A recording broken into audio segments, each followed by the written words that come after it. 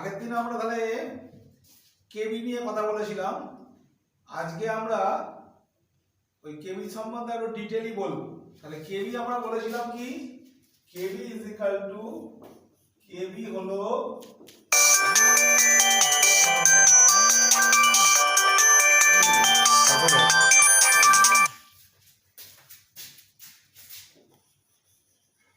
Molar ইবিউলোস্কোপিক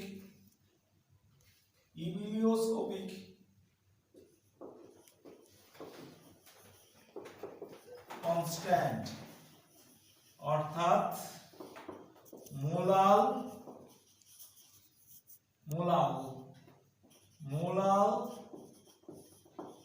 স্ফুটনাঙ্কের উন্নয়ন ধ্রুবক।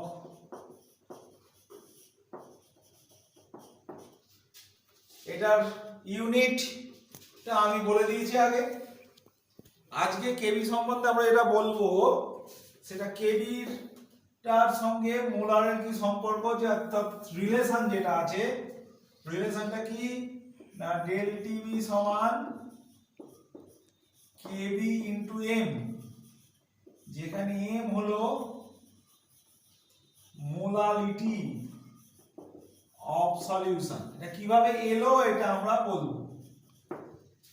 দেখো একটা ইকুয়েশন আছে যেখানে দুটো ফেজ, একটা হচ্ছে লিকুইড ফেজ আর একটা হচ্ছে ভেপার ফেজ। তাহলে লিকুইড থেকে যখন ভেপার ফেজে যাচ্ছে তখন একটা ইকুইলিব্রিয়াম বা সাম্যাবস্থা আছে। It has a equilibrium, has an equilibrium. এই দুটোর মধ্যে একটা ইকুইলিব্রিয়াম থাকছে। এইখানে একটা ইকুয়েশন এই ইকুইলিব্রিয়ামটা ডিরাইভ করে, তাকে বলি আমরা Clausius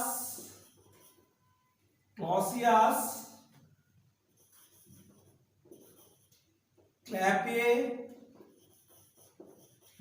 equation. Clausius Clapeyron equation. এই ক্লসিয়াস ক্ল্যাপেরন ইকুয়েশন থেকে আমরা পাই del TB is equal to R TB square by delta HM into X2।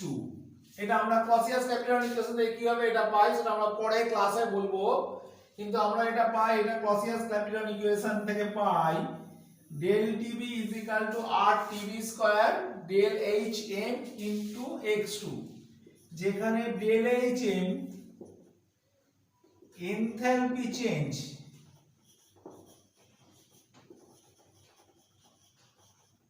or molar enthalpy change, not enthalpy change, molar enthalpy change of solvent during vaporization।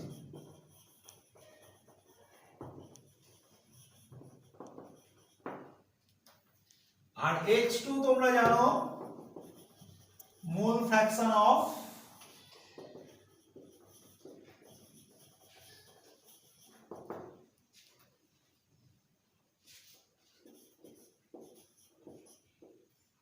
TB হচ্ছে boiling point of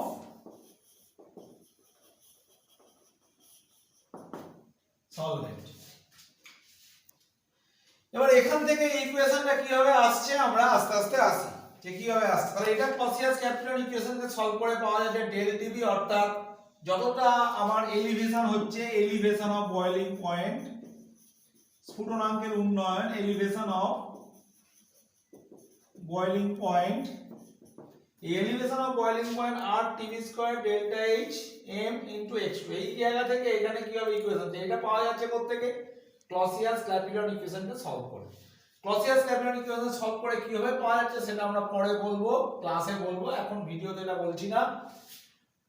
এইখান থেকে এইটা পাওয়া যাচ্ছে, ঠিক আছে। তো দেখা যাক কিভাবে পাওয়া যাচ্ছে। খুবই সোজা, del TB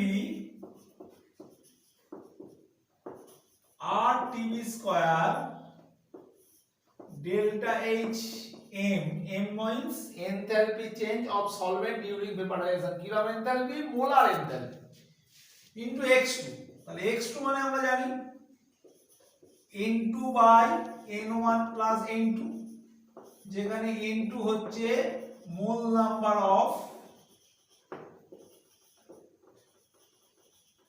সলিউট আর n1 হচ্ছে mole number of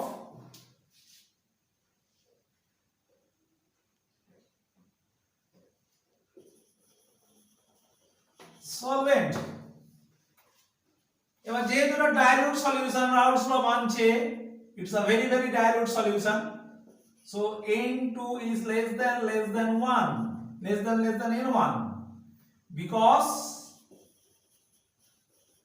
it is very dilute solution, it is very dilute solution, so সলিউটের যে মোল ফ্র্যাকশন, মোলটা, নাম্বার অফ মোলটা, সেটা সলভেন্টের নাম্বার অফ মোলের থেকে ভীষণ ভাবে কম। তাহলে আমরা লিখতে পারি এই জায়গা থেকে, দেখো n1 plus n2 is equal to n1, কেন এটা খুব ছোট, 1000 টাকার সঙ্গে 5 টাকা যোগ করলে 5 টাকা আমরা ছেড়ে দিতে পারি। 1000 টাকা একটা জিনিসের 1005 টাকা দাম, দোকানদারকে তুমি বললে যে ভাই 1000 টাকা দেবো, দোকানদার রাজি হয়ে যাবে। কিন্তু 5 টাকার জিনিসে সে কিন্তু 4 টাকার নিতে নাও রাজি হতে পারে, কারণ জিনিসটার দামই 5 টাকা। 5 টাকার সাপেক্ষে 1 টাকা অনেক বড়, কিন্তু 1000 টাকার সাপেক্ষে 5 টাকা অনেক ছোট। তাই এটা অনেক অনেক বড় হওয়ার জন্য এটাকে আমি ইগনোর করতে পারি, তাহলে এগুলোর যোগফল n1 এর সঙ্গে সমান হতে হবে বা হবে। তাহলে আমরা এবারে উপরের ইকুয়েশনটাকে আবার যদি লিখি, del tv is equal to rtv square by delta hm into n2 by n1।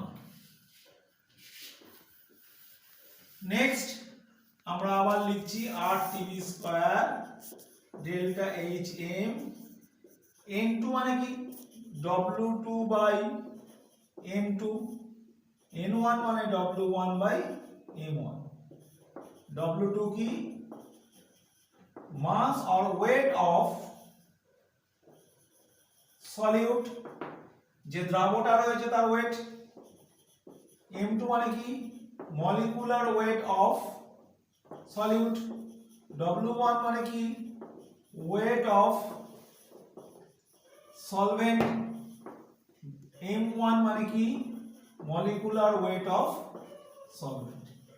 এটা কেন লিখতে পারলাম, আমরা জানি number of mole equal to n, যদি নাম্বার অফ মোল হয়, number of mole equal to number of mole equal to given weight by molecular weight. কোন জিনিসের গিভেন ওয়েট, যতটা ওয়েট দেওয়া আছে তাকে মলিকুলার ওয়েট দিয়ে সেই জিনিসটার মলিকুলার ওয়েট দিয়ে ভাগ করলে আমরা নাম্বার অফ মোল পাই। তাহলে n2 যদি হয় সলিউটের মোল নাম্বার, তাহলে সলিউটের ওয়েট বাই এর মলিকুলার ওয়েট। n1 যদি হয় সলভেন্টের মোল নাম্বার, তাহলে w1 বাই m1 অর্থাৎ সলভেন্টের ওয়েট বাই সলভেন্টের মলিকুলার ওয়েট। কোনো একটা জিনিসের নাম্বার অফ মোল বার করতে গেলে সেই কেমিক্যালটার ওয়েট বাই মলিকুলার ওয়েট, তার মলিকুলার ওয়েট দিয়ে ভাগ করলে আমরা কি পেয়ে যাব, তার মোল নাম্বার। এবার এটাকে আমরা রিঅ্যারেঞ্জ করে লিখে নিই, rtv square delta hm w2 by m1 w1 m2। এই পর্যন্ত এলো।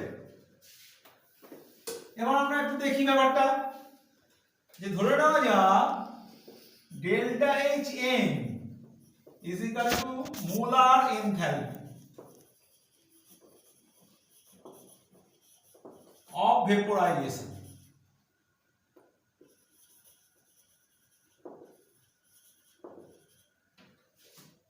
of solvent, molar enthalpy of vaporization of solvent। তাহলে 1 মোলের জন্য এতটা এনথালপি চেঞ্জ, তাহলে 1 মোল means molecular weight, molecular weight পরিমাণটাই তো মোল, molecular weight। তার জন্য এনথালপি চেঞ্জ কত? এখন মলিকুলার ওয়েট ধরো 30, মলিকুলার ওয়েট ধরো 30, তাহলে মলিকুলার ওয়েট যদি 30 হয় তাহলে 30 গ্রাম মিন্স 1 মোল। তাহলে 30 গ্রামের জন্য চেঞ্জ কত? Delta H M. তাহলে 1 গ্রামের জন্য চেঞ্জ কত? Delta H M by 30। তাহলে delta H M by molecular weight, এটা যদি আমরা করি, কারণ 30 ছিল এর মলিকুলার ওয়েট পরিমাণ 1 মোল, 1 মোলের জন্য চেঞ্জ কত? Delta H M. তাহলে 1 গ্রামের জন্য চেঞ্জ এটা, delta H M by molecular weight, অর্থাৎ 1 গ্রামের জন্য মোলার 1 গ্রামের জন্য এনথালপি চেঞ্জ। তাহলে সেটাকে আমি লিখছি delta H G. G for delta H G means enthalpy change for 1 gram of solvent. Enthalpy change of 1 gram of solvent. ঠিক আছে? তাহলে আমরা এই জায়গাটা মুছি, আমরা আসি এই জায়গাটায়। দেখো যে delta H M by mw equal to delta h g for gram 1 gram. তাহলে ডেল্টা এইচ এম টাকে আমি লিখতে পারি delta H G into mw, খুব সহজে লেখা যায়। তাহলে delta H R TV square, delta H M এর জায়গায় আমি লিখব delta H G into mw। এখন mw টা কার? ডেল্টা এইচ এম টা কার? আমি প্রথমেই বলেছিলাম সলভেন্টের। তাহলে সলভেন্টের মলিকুলার ওয়েট কত? m1।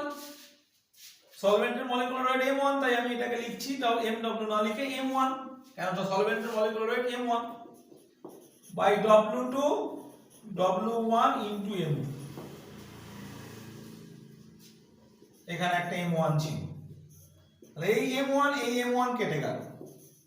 তাহলে r tv square by delta H G, delta H G means g for 1 gram, w2 by w1 into m1 m2, এই পর্যন্ত। এবার আমরা তো এটা জানি যে what is the molarity. Molarity কাকে বলে? মোলারিটি একটা strength,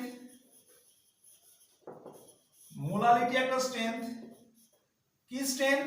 is the strength of solvent, strength of solution, not solvent, sorry, strength of solution। কাকে বলে মোলারিটি? মোলারিটি হচ্ছে 1000 গ্রাম of solute contain number of mole of solute is called molarity. অর্থাৎ 100 gram কোন solvent, sorry 100 gram of solvent, not solute, ঠিক করে নাও, 100 gram of solvent contain number of mole of solute. অর্থাৎ 100 gram কোন সলভেন্টে যতগুলো বা যত নম্বরের মোল আছে, যতগুলো মোল আছে, 5 মোল 6 মোল 7 মোল 10 মোল, সেই যে নাম্বারটা তাকেই বলবো মোলারিটি। অর্থাৎ 100 গ্রাম সলভেন্টের মধ্যে যদি 5 মোল সলিউট থাকে তাহলে মোলারিটি 5। 100 গ্রাম সলভেন্টের মধ্যে যদি 10 মোল সলভেন্ট থাকে তাহলে মোলারিটি 10। তাহলে মোলারিটি কি বলছি আমরা? 100 বলছি, 1000 গ্রাম, সরি নট 100 গ্রাম, 1000 গ্রাম কোন সলভেন্টে যত মোল সলিউট থাকবে তাকেই বলবো তার মোলারিটি। তাহলে আমরা ব্যাপারটা বুঝি। দেখো ধরে নেওয়া যাক W 1 gram of solvent, 1 gram of solvent contain n mole, 1 gram of solvent contain n by W1 mole. Now 1000 gram of solvent contain n by W1 into 1000. 1000 gram of solvent যতটা মোল রাখছে তাকেই বলবো তার মোলারিটি। তাহলে এবার লক্ষ্য করো, এই যে জায়গাটা আগে ছিল, এই জায়গাটা যেটা আগে ছিল সেই জায়গাটাতে দেখো R TV square by delta H G into W2 by M2, এই ইনটুটাকে আমি এখানে লিখছি W2 by M2 by W1। W2 by M2 কে আমরা কি লিখতে পারি, যে W2 বাই M2, এই যে W2 বাই M2, এই জিনিসটা W2 বাই M2, এটাকে আমরা লিখতে পারি N2, W2 by M2 given weight of solute by molecular weight of solute, এই যে ভাগফলটাকে আমরা লিখতে পারি মোল নাম্বার অফ দ্য সলিউট। এবার মজাটা দেখো, এবার যদি আমরা লিখি, এবারে এর সামনেটাই ছিল ডেল টিভি, এবার যদি আমরা দেখি যে ডেল টিভি আর TV square by delta H G into N2 by W1, ওপরে একটা 1000 গুণ করলাম তো নিচেও একটা 1000 গুণ করলাম। এই যে কোয়ান্টিটিটা দেখো এইটার সঙ্গে সমান mole by weight of solute, mole by weight of mole by weight of solvent, mole by weight of solvent into 1000, এটাই মোলালিটি। তাহলে আমরা লিখতে পারি R TV square equal to delta H G into 1000 into M.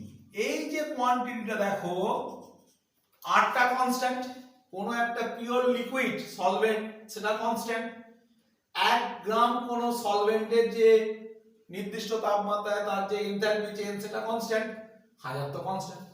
তো সব মিলিয়ে এটা যেহেতু কনস্ট্যান্ট, এই কনস্ট্যান্টটাকে আমরা লিখছি কেবি ইনটু ই। তাহলে এখান থেকে আমরা রিলেশনটা ডেভেলপ করলাম del TV is equal to KB into M. M means কি মোলালিটি, মোলালিটি মানে কি number of mole by weight of solvent into 1000। যখন অঙ্ক করবে তখন এই সূত্রটা ইউজ করবে, ঠিক আছে? তাহলে আমরা খুব ভালো করে বুঝতে পারছি যে আর কনস্ট্যান্ট, টিভি হচ্ছে সলভেন্টের boiling point, delta H G 1 gram সলভেন্টের ভেপোরাইজেশনের জন্য এনথালপি। তাহলে এই প্রত্যেকটা জিনিসই কার বৈশিষ্ট্য, কার ক্রাইটেরিয়া, কার ক্যারেক্টার, এই প্রত্যেকটা জিনিসই সলভেন্টের ক্যারেক্টার। সেজন্য আমি বলেছিলাম কেবি কমপ্লিটলি ডিপেন্ড আপন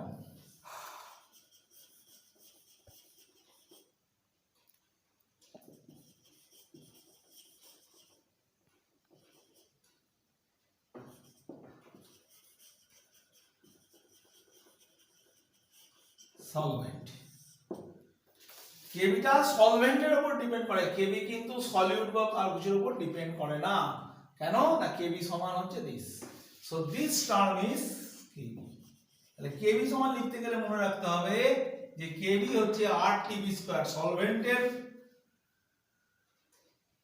বয়লিং পয়েন্ট, সলভেন্টের enthalpy of vaporization not for mole, for 1 gram into 100। ঠিক আছে? তো আমরা ছোট্ট একটা অঙ্ক দিচ্ছি এখান থেকে, সেই অঙ্কটা করলে আমাদের মোটামুটি এই জায়গাটা অর্থাৎ এলিভেশন অফ বয়লিং পয়েন্ট আমাদের হয়ে যাবে। দেখা যাক অঙ্কটা কি।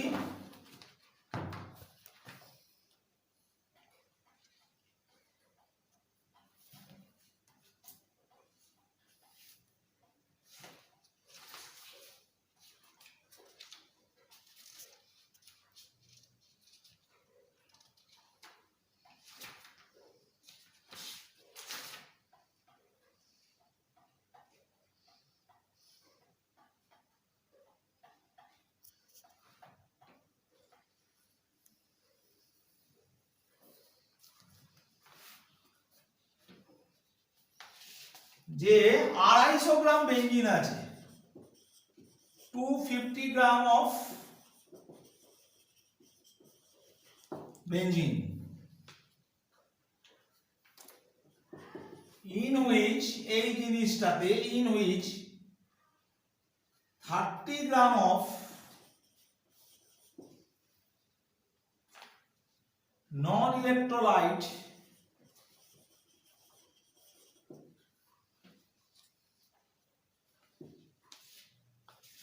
non volatile কেন এইগুলো করতে হবে, non electrolyte non volatile outside বলাই আছে, এই নন ইলেকট্রোলাইট নন ভোলাটাইল জিনিস থাকতে হবে।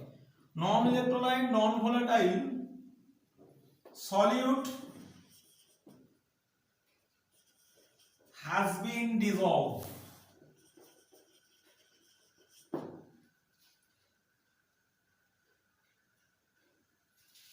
Then find out the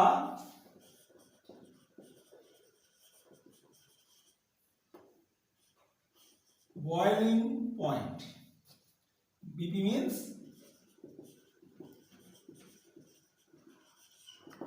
boiling point. এবার বলেছে boiling point of benzene, that is TB, is equal to 80 degree, and KB of benzene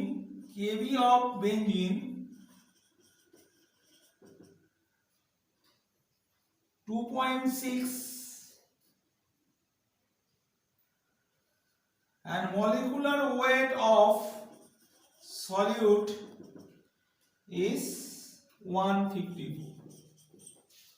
তাহলে আমরা এই জায়গায় আসবো, কোন জায়গায় আসবো, এখান থেকে আমরা আসবো del TB is equal to K B into M. আগে এমটা আমরা তৈরি করে নিই। What is M? কেবি টা দেওয়া আছে direct, KB is equal to 2.6,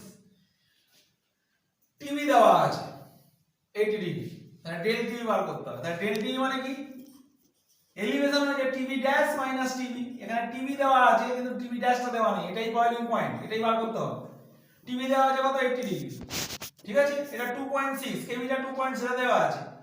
এখানে আমাকে বার করতে হবে এমটা। এমটা আমরা এক্ষুনি দেখেছি, W2 বাই M2 মানে M2 বাই W1 ইনটু 1000, এই হচ্ছে আমার এম।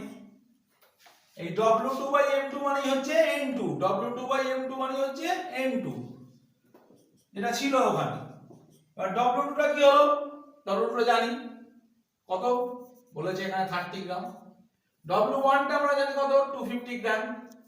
W1 টা আমরা জানি 250 গ্রাম, W2 টা জানি আমরা 30 গ্রাম। M2 টা আমরা জানি, M2 টা কোনটা না, মলিকুলার ওয়েট অফ সলিউট 154। তাহলে আমাদের এখানে বেরিয়ে গেল।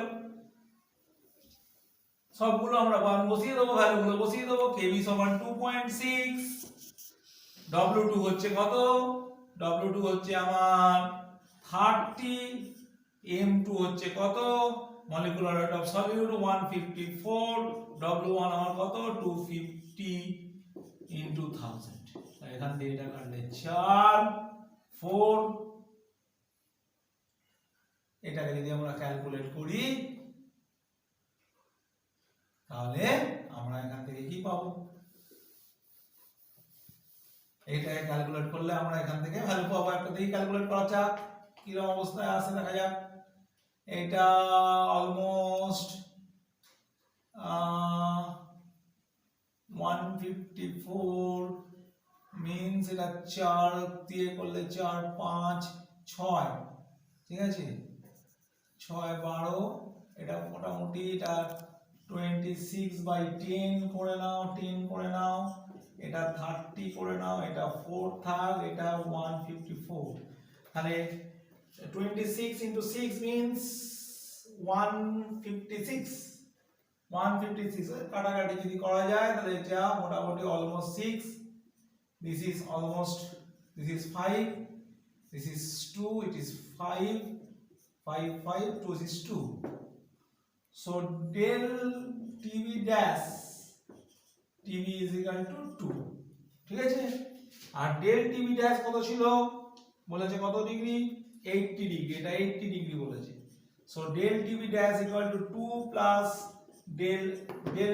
TB dash equal to 2 plus TB, তাহলে 2 plus 80 degree almost equal to 82 degree, almost equal to 82 degree. এটা একটুখানি কমবে, এই জন্যই কমবে যে এটা 6 নয়, 6 এর থেকে একটু কম হবে, এটা একটু বাড়বে, তার মানে এই জিনিসটা একটু বাড়বে, মানে 82 থেকে একটু বেশি হবে। জাস্ট আমি অ্যাপ্রক্সিমেশন করেছি, তোমরা ক্যালকুলেটরে দেখে নেবে যে কি হচ্ছে।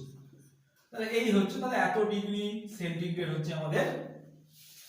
এখন নতুন সলিউশনটা 80 ডিগ্রি ছিল কি বেঞ্জিন পিওর লিকুইডের বয়লিং পয়েন্ট, তাতে ওই সলিউটটা মেশালে 30 গ্রাম, তার এলিভেশন হলো, বয়লিং পয়েন্ট বেড়ে গেল। কতটা এলিভেশন বাড়লো? 2 ডিগ্রি। তাহলে এখন যে সলিউশনটা তৈরি হয়েছে বেঞ্জিনের, তার যেটা হবে সেটা কি, মানে তার যেটা বয়লিং পয়েন্ট হবে সেটা 82 ডিগ্রি সেন্টিগ্রেড। ঠিক আছে, এই মোটামুটি আমাদের এলিভেশন অফ বয়লিং পয়েন্ট। আমি তোমাদের হোয়াটসঅ্যাপ গ্রুপে অঙ্ক পাঠিয়ে দেবো, তোমরা অঙ্কগুলো করবে এই ফর্মুলার উপর ভিত্তি করে, এর উপর করে আমাদের অঙ্কগুলো হবে। ঠিক আছে, তাহলে আজকে এই পর্যন্ত। পরের ক্লাসে আমরা ডিপ্রেশন অফ ফ্রিজিং পয়েন্ট নিয়ে আলোচনা করব।